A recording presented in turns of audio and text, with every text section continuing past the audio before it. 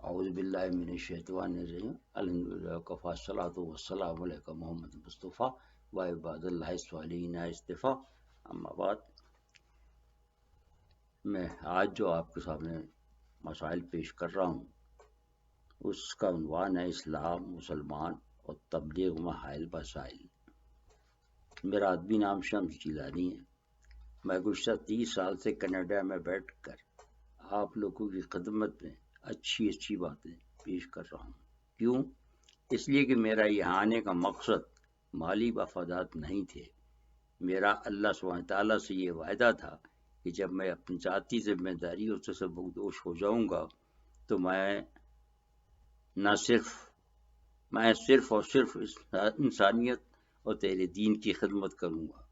اس کے لیے میں نے کینیڈا کو یوں منتخب کیا کہ یہاں ہر شعبے میں بے شمار لوگ بطور رضاکار کام کر رہے ہیں، جس کو پاکستان میں اعزازی طور پر کام کرنا کہتے ہیں، جو کہ بچوں کو دور طالب علمی سے ہی یہاں کرنا لازمی ہے اور ان کے مستقبل میں بھی وہ آئندہ کام دیتا ہے. اس پر ان کو کریڈٹ بھی ملتا ہے. لہذا میں نے 1979 سے دن اور رات میں دونوں میدانوں میں کام کیا. دونوں جگہ اعزازات سے بھی نوازا گیا، جو کہ میرا مقصد نہیں تھا، کیونکہ میری یہ عبادت خالصتاً اللہ سبحانہ وتعالیٰ کے لیے تھی اور ہے. اور ان لوگوں کو میرا یہ مشورہ ہے کہ جن لوگوں نے بہتر مستقبل کے لیے کہیں بھی ہجرت کی تھی، گوکہ وہ اسلامی ہجرت میں نہیں آتی، مگر وہ اب بھی اپنے روزمرہ میں تبلیغ کو شامل کر لیں تو آج کی ہجرت بھی اسلامی ہجرت بن سکتی ہے. کیونکہ ایک حدیث صحیح بخاری میں ہے کہ ہر عمل کا دار و مدار نتائج پر ہوتا ہے. چلے مال کمانے تھے وہ اچھی بات تھی، اب اس میں دین کا کام شامل کر لیں تو آپ کا ہر نیک کام ثواب ہو جائے گا. میں نے یہاں آزادی سے اپنا قلم بھی استعمال کیا. یہاں کو کوئی ٹوکنے والا اور کچھ کہنے والا نہیں تھا. لکھنے اور بولنے کی آزادی ہے. الحمدللہ آج تک میری کوئی تقریر متنازع نہیں بنی، کیونکہ میرا اصول یہ ہے کہ اپنے عقیدے کو چھوڑو مت اور دوسروں کے عقیدوں کو چھیڑو مت.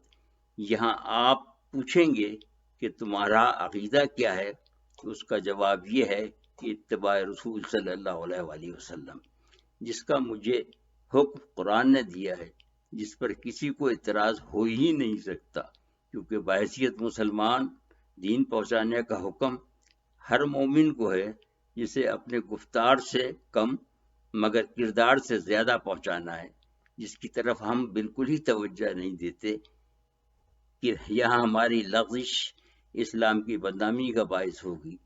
جبکہ حضور صلی اللہ علیہ وسلم نے ہمیں ہمیشہ عمل کو ترجیح دیے اور کام خود کر کر دکھایا، تاکہ لوگ دیکھ کر کہہ سکیں کہ یہ ہے اسلامی کردار. لوگوں تک دین پہنچانے کو بطور مبلغ پہنچانے کی ذمہ داری سونپی گئی ہے، مگر کسی پر داروغہ نہیں بنایا گیا. تنازعات جب شروع ہوتے ہیں جب کوئی داروغہ بنتا ہے. میں نے حضور کی صلی اللہ علیہ وآلہ وسلم کی سیرت سے بات شروع کی، جو اخباروں میں قسط وار شائع ہو کر کتابی شکل میں آ گئی اور ویڈیو پر بھی یوٹیوب میں موجود ہے، جس میں معاون مسعود عمر صاحب جو ہیں، اور یہ کتاب میری ویب پر بھی ہے. میرے اس صدقہ جاریہ میں بہت سے لوگ قیامت تک کے لیے شامل ہو گئے. ایک اور نام پروفیسر ڈاکٹر ریحان اسد کا ہے، جنہوں نے ایک بہت بڑا بیڑا اٹھایا کہ میری اردو میں لکھی ہوئی حضور کی سیرت، جو کہ بہت ہی مقبول ہوئی، اس کے کئی ایڈیشن آ چکے ہیں، اس کا وہ انگریزی میں ترجمہ کر رہے ہیں. اس کا ایک حصہ مکمل ہو چکا ہے، جو کہ حضور صلی اللہ علیہ وآلہ وسلم کی ولادت بسعادت سے مکی زندگی تک ہے. ان قریب انشاءاللہ قارئین کے ہاتھوں میں پہنچنے والا ہے. جن میں سے کئی کو تو اللہ کو پیارے ہو گئے ہیں. ان میں سے ایک پاکیزہ ٹورنٹو کے ایڈیٹر سبی منصور صاحب ہیں، جو ٹورنٹو میں تھے، اور اسی ایریا میں ان کی جگہ موجود لوگوں میں پاکستان ٹائمز کے ایڈیٹر ندیم ہیں، وینکوور میں، بھی زیادہ نصیر میریکل نیوز کے ایڈیٹر ہیں سرے میں، اور آئی ٹی کے ایک صاحب اور بھی ہیں جو میرے ویب دیکھتے ہیں مگر وہ اپنا نام ظاہر نہیں کرنا چاہتے. اور لندن میں عالمی اخبار کے انتہائی قابل احترام جناب صفدر حمدانی صاحب ہیں جو میرے عزیز ترین دوست اور ایڈیٹر ان چیف ہیں. حضور کی سیرت بہت مقبول ہوئی. اس کے بعد حضرت ابو بکر، عثمان، علی کرم اللہ وجہ، حضرت فاطمہ سلام اللہ علیہ، حسن حسین، اور 52 نامور صحابیات، عشر مبشرہ، قصص الانبیاء اور حقوق العباد اور اسلام لکھی. سب کی سب الحمدللہ بہت مقبول ہوئیں، کیونکہ میں جب قلم ہاتھ میں لیتا ہوں تو غیر جانبدار ہو جاتا ہوں. ان میں بھی میں نے خود کو ہمیشہ فرقہ واریت سے بالا تر رکھا، اور میری کتابیں بھی بازار میں فروخت نہیں ہوئی، کیونکہ آج کل کتابیں خرید کر پڑھنے کا انٹرنیٹ کی وجہ سے رواج ہی نہیں رہا ہے. اور بغیر کسی شور اور شرابے یا ذاتی نمائش اور مشہوری کے خاموشی کا سے کامیابی کے ساتھ سفر جاری رکھا، کسی سے چندہ نہیں مانگا. اس سلسلے میں اپنی فیملی کا شکر گزار ہوں، ان میں سے ہر فرد نے میرے ساتھ تعاون کیا. اس کے بعد میں اپنے تمام قارئین کا شکر گزار ہوں کہ انہوں نے اب پسند کیا اور اتنے سال تک مجھے برداشت کیا. اب جب کہ میں چند دن پہلے 11 دسمبر کو 90 سال میں داخل ہونے سے پہلے اسپتال میں بھی 5 دن رہ کر آیا ہوں. موت سب کو آنا ہے، اس لیے میں اپنے 30 سالہ تجربے کا نچوڑ پیش کر رہا ہوں تاکہ وہ لوگ بھی اس سے فائدہ اٹھا سکیں جو کہ اس میدان میں کام کر رہے ہیں مگر کامیابی حاصل نہیں کر سکے. کیونکہ میرے نزدیک کامیابی آخرت کی کامیابی ہے، دنیا کی کامیابی نہیں ہے. اور خاص طور پر پاکستان میں تو ہر حکومت اس سلسلے میں ناکام رہی ہے. اس کی وجہ یہ ہے کہ اسلام بہت سیدھا سادہ مذہب ہے.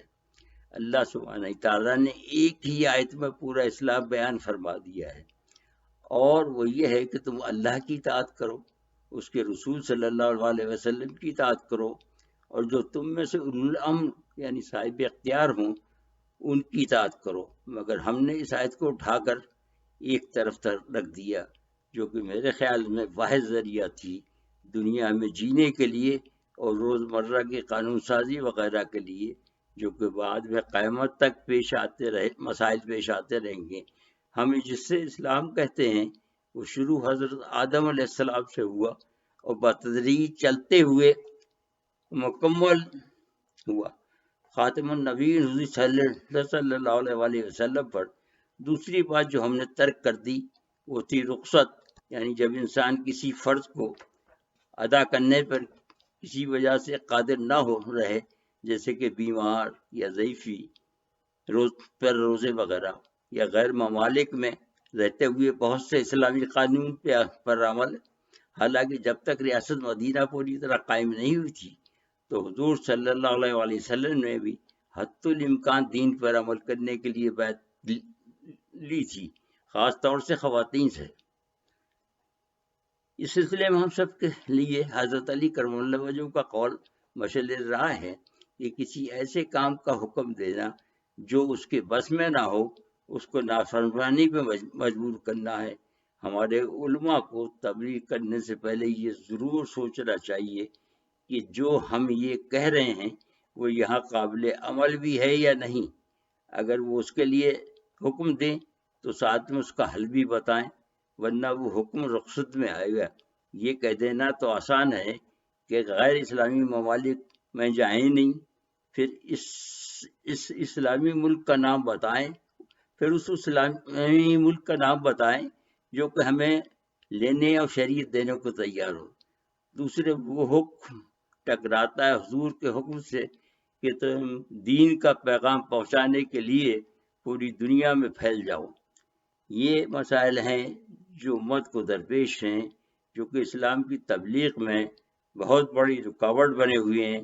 بعض اوقات عجیب واقعات سامنے آتے ہیں جو کینیڈا میں کم ہیں، پاکستان میں بہت زیادہ ہیں، کہ ایک مرتبہ سخت برف باری ہو رہی تھی، امام مسجد نے حضور صلی اللہ علیہ وسلم کی سنت کو مد نظر رکھتے ہوئے اسے تازہ کیا کہ جمعے کی نماز کے فوراً بعد عصر کی نماز بھی پڑھا دی۔